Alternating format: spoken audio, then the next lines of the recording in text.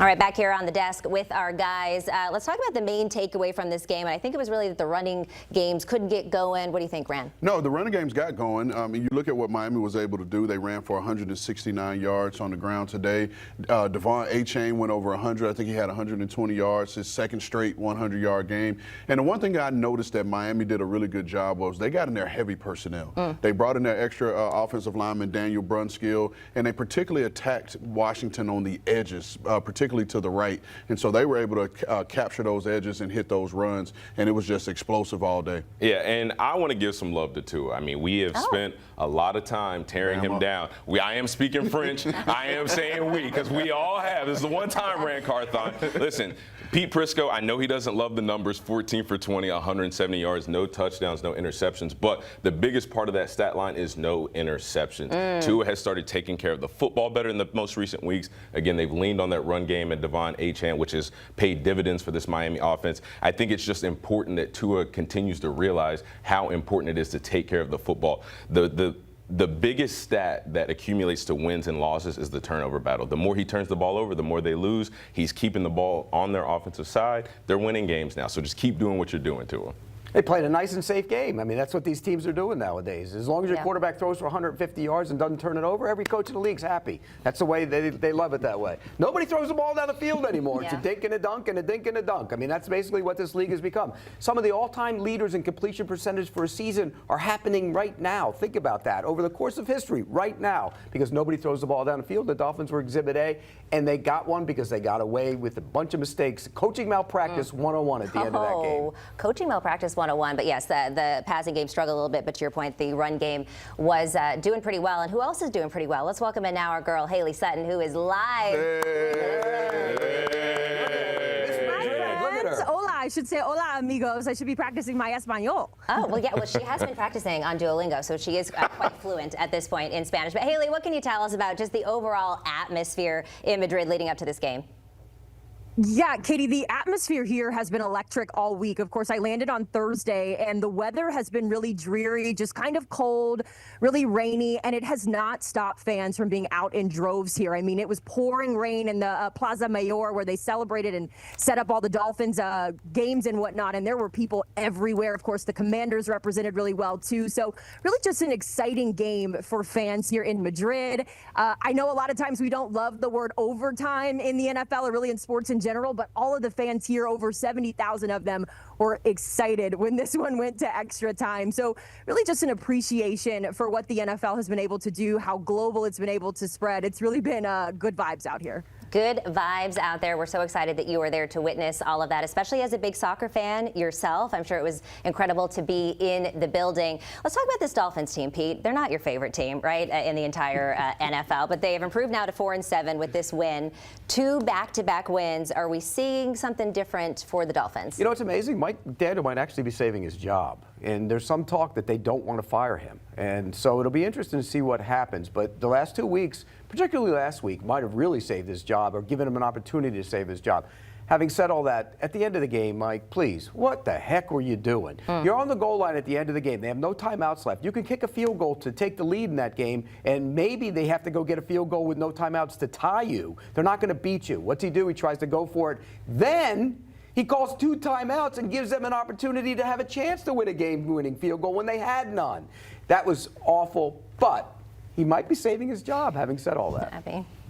Yeah, I mean, it was, for me, it's them getting their momentum going, this Dolphins football team. And we all knew they had explosive playmakers, and that was the one thing for a team that had been struggling. All you needed to do is find a way to get your offensive playmakers going and create those explosives, and then we know that the opportunity to win football games will come, and I think that's what we're seeing right now. Yeah, I would agree, and as much of a circus as it's been listening to Tua talk in the media, call out his teammates about not being at players-only meetings, being late, so on and so forth, it seems like the players, the team, they're taking accountability. I don't know if they listen directly to Tua or if there's a new message from Mike McDaniel, but there just seems to be more buy-in. You talk about getting the run game going. Like, I've been wondering all year, when is Devon Achane finally going to be unleashed? Well, that's starting to happen. Again, Tua not turning the ball over. Defensively, you're playing better. You only give up 13 points. Again, I know it was Marcus Mariota. The Commanders haven't done that much on offense this year. But again, there are signs that they're taking the right steps, and I think that if you're reeling, if you've had your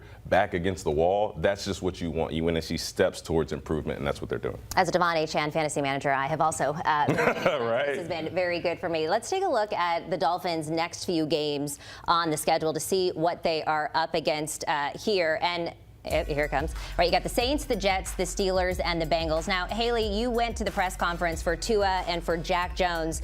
Do they have any wins here? What's the overall vibe? The vibes are really, really high. Obviously, Jack Jones getting that interception, I feel like he took an entire lap around the Bernabeu celebrating. But post-game, he said, look, we've always played with this confidence. And I wrote it down specifically. He said, we play with a swag and an effort mentality. So obviously, in terms of the confidence, this team feels really good. And then you just mentioned the schedule, right? A very winnable schedule throughout the rest of the season. You could hear fans even talking about playoffs over here. Feels a little far-fetched, but either way, I do think that this team has been riding the momentum of that Buffalo Bills game. Earlier at practice, before this game kicked off, everyone was in good spirits. The coaching staff, we got a chance to talk to the coordinators, and it just felt like that Bills game really allowed them to turn a new leaf. Obviously, they've got to have the results. You mentioned Tua's passing numbers weren't fantastic.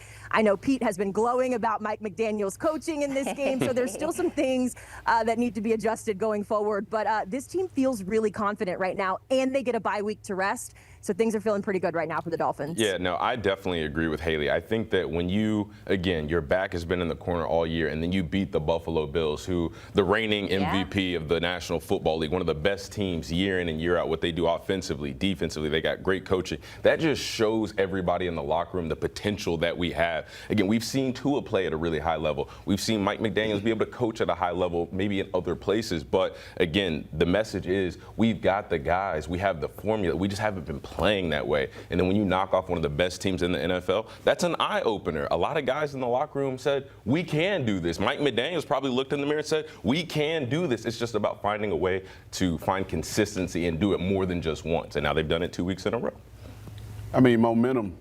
We all know what momentum can do, and it's now these guys have won 2 in a row, and things are high. And like Hailey was saying, now you go into a bye week, and now your body's allowed to rest, and then now you know what's ahead of you. And we saw the schedule. It's a very winnable schedule on the back end. They'll have a tough game in there or two, but we'll really get to see what this Dolphins team is made of. And not just from a standpoint of just strictly wins or losses, but will you play hard the rest of the way, and how do you want to finish as a football team? Forget the head coach's job security, forget whoever's going to be the next GM. It's about the players in the locker room and how are you going to finish for each other. I'm curious, though. Do you think he saves his job if they win 7 games? Because they don't want to fire him. That's the word. They don't want to fire him. Stephen Ross does not want to fire him. But you fired the general manager. Now, if you're a general manager, are you going to want to take that job with the fact that you got to keep Mike McDaniel as your coach? I mean, that's a tough situation to work into. So it'll be interesting to see how this plays out. But you're right, that schedule's favorable. They might win 7 or 8 games. They're not going to make the playoffs, but they might win 7 or 8 games. And then you look at it and you say, maybe Mike McDaniel stays on board.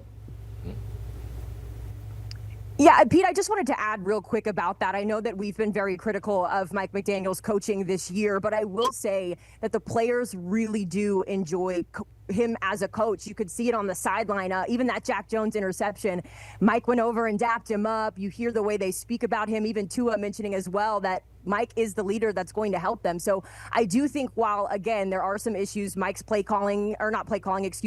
of the game management things that we saw today, a little questionable, but I will say he does have the support of the locker room. All right. Well, look, it wasn't pretty, but a win is a win. And like we just said, a favorable schedule coming up. They got a bye week coming up next week, as does our Hailey Sutton. Enjoy your honeymoon, sister. We appreciate you. And make sure you catch up with everybody. Not Hailey. Tommy Tran is going to be filling in for her this week on Game Day Recap Sunday at 8:20 Eastern. This crew is going to break down every single game on the Week 11 slate and get you set up for the next week.